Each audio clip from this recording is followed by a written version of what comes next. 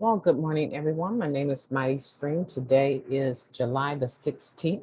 I'm going to do your Just for Today in a meditation brought to you by H.O.O.D Navigation. And this is our Hood Recovery Services. I hope you're looking forward to this Just for Today in a meditation. Let's go ahead and get into the screen. I have something to do in about 45 minutes, a whole day of a seminar with my university as a mandate for my graduation. So I want to make sure I get in here and do this. This is entitled Self-Esteem. Deep inside, I have feelings of inadequacy and inferiority. Somewhere along the way, many of us developed strong feelings of inadequacy and inferiority. Deep inside was a voice that continually cried out, "You're worthless." Many of us learned to recognize this characteristic of low self-esteem very early in our recovery. Some of us may feel that our feelings of inferiority were where all of our problems began. Whether we learn this low self-esteem in our families or through our interactions with others, in NA, we learn the tools for reclaiming ourselves. Building up our fractured self-esteem sometimes begins by simply accepting a service position. Or perhaps our phone begins to ring, and for the first time, people are calling just to see how we are. They don't want anything from us but to reach out and help. Next, we get a sponsor, someone who teaches us that we are worthwhile and believes in us until we can believe in ourselves. Our sponsor guides us through the 12 steps where we learn who we really are, not who we have built ourselves up or down to be. Low self-esteem doesn't go away overnight. Sometimes it takes years for us to really get in touch with ourselves. But with the help of other members of NA who share our same feelings, and by working the 12 steps, we blossom into individuals whom others, and most importantly, we ourselves respect. Just for today, I will remember that I am deserving of my higher power's love. I know that I am a worthy human being. You know, that's a beautiful Just for Today meditation, and it's talking about who we used to be with feelings of inadequacy and inferiority compared to who we are today, humbly feeling adequate and humbly feeling equal, right? Not superior or inferior, but equal too, right? And I think that's the beauty of Narcotics Anonymous is that for me, it was the first place that I came to where I had to learn that the playing field had been evened, right? There had been an equalizing of the playing field, meaning that the ground that I started on was the same ground that anyone that came in before me started on, and anyone that would come after me would start on, and anyone that I was sitting around fellowshipping with or recovering with, we were all on the same equal playing field, which is starting with the fact that I admitted that I was an addict, that I was powerless over my disease of addiction, and that my life had become unmanageable to an excess, right? So there were no big eyes or little U's. It is the first place that I learned that I had to give respect regardless to whether or not I was being respected, right? And now I don't know if saying it's the first place that I learned it. It's the first place where I was able to practice without fear of failure. I think I've always known that spiritual principle because of the way that I was raised religiously. But as far as being able to practice it out in the world and to come to terms with whatever my prejudices were, my imbalance in the thought of equality, right? Of humanity. No one is better than, right? That if you could do it, I could do it. Narcotics Anonymous was most certainly the first place that I learned that. Now, as I started to effecate this principle, as I started to use it and to demonstrate um, this ideology of fairness and equality, um, equality, I started to learn that it was easier to extend this principle to other people than it was to truly believe it and extend it to myself within. I found myself loving and caring and listening to people that I knew that I had absolutely nothing in common.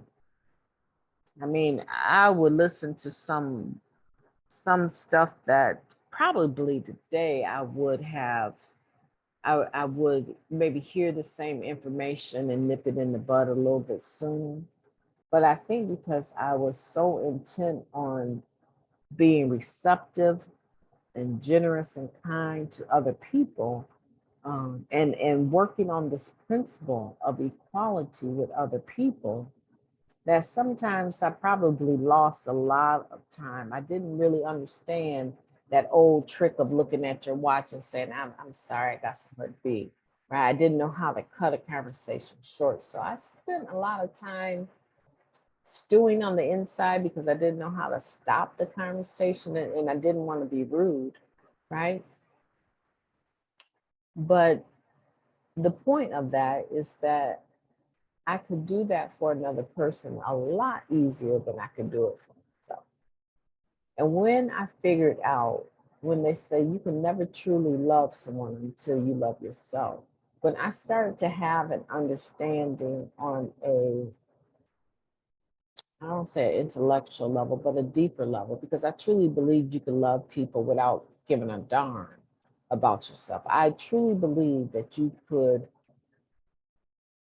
give over agape love to other people, generally speaking, out of a spirit of goodwill without having a true self value or esteem for oneself, a love for oneself. Um, but it wasn't until I came to terms that loving you to the best of my ability at the moment in my brokenness, even though it may be adequate, even though it may be adequate, does not necessarily make it the best type of love that I can give to another human being. Okay. And sometimes because of who I am extending that inadequate love to with the best of intentions, the spirit of that will carry it further and do more, even in my negligence or even in my ignorance, even in my lack, right, of understanding that self-love enables me to love you better, right? So there's a difference there. Now, when I start to learn that I really operated out of low self-esteem and inferiority with most people. You know, I went over to India and I lived in India for a while, maybe about 6 months, stayed in India. I went to India and let me tell you something. I was surrounded with young people, all the way from toddlers up to teenagers. But all of these young people seem to have a level of confidence in their childhood, right? In their youthfulness that I did not have even in my adult being in their environment. And that's how I knew that there was a cultural difference. So today I have found that I still lack in some areas. I find when my physical health is not the best, is when I'm the hardest on myself.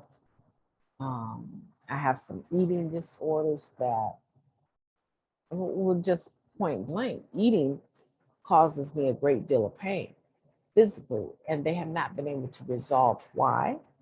So I find myself sometimes, I won't say binging, but nibbling on things. Like I never really have a square meal because having a square meal is too painful. So I'm either sipping on a smoothie or I'm nibbling on some crackers, right? And I'm taking in sustenance, right? I'm taking it in so that I can continue to thrive and have energy, right? So in a small sense, my ability to self-care and to love myself and to take better care of myself, it's restricted in some ways. But when I'm not well and I'm struggling the most physically, I find myself struggling even more with self-love, with feeling I'm okay. Because, technically, in the physical sense, I'm not. And so sick people talk about how sick they are, right? They focus on their unwellness. And that makes it hard sometimes to come across as loving and caring with other people.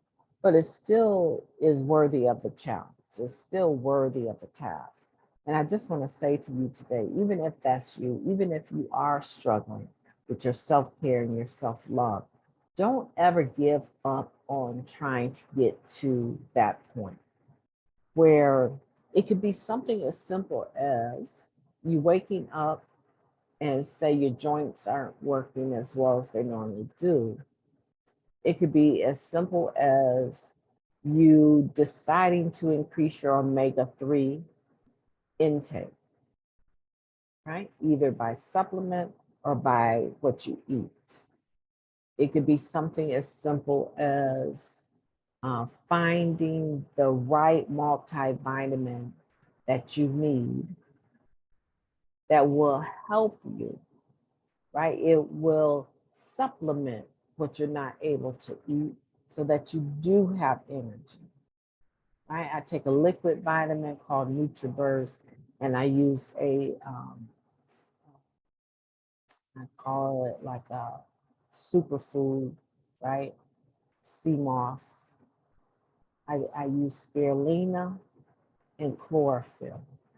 And those help me to have a sensation of wellness, a sense of feeling of fullness. So even if I'm not getting the nutrients through chewing and eating, I am still getting what my body needs to carry on, right? And so I just want you to think about that, because it could be something as simple as you saying, I'm not going out today in this particular weather and doing a single thing. I'm going to focus on my step work. I'm going to focus on reaching out to other people, cleaning my house, redoing my linen on my bed, doing laundry, whatever it might be. You are in control. And if you have the type of life where you're not in control of your ability to take time out for yourself, there's an issue. And you need to take a good look at that. Today, I want you to remember that you are deserving of your higher power's love and that you are a worthy human being. Just by the fact that you are created and in this world, you are deserving of some things. And sometimes you have to draw a line in the sand or put your foot down and say, no, I'm not going to accept that today. I'm not going to rip and run around here with my head cut off today. I'm going to take better care of myself today. I challenge you to do that. My name is MightyStream. I've enjoyed your company, and I will be talking to you tomorrow. I hope that you have a beautiful weekend.